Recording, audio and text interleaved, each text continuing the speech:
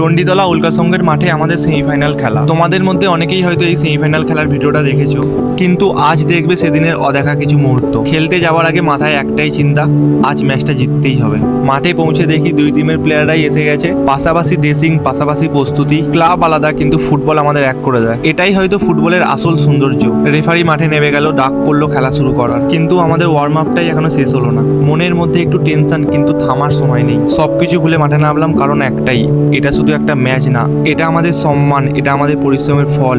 মাঠে প্রতিপক্ষ, কিন্তু মাঠের বাইরে আমরা সবাই একই গল্পের মানুষ। স্বপ্ন দেখি, লড়াই করি আর জিততে চাই। ফুটবল শুধু একটা খেলা না, এটা আমাদের অনুভূতি, আমাদের ভালোবাসা।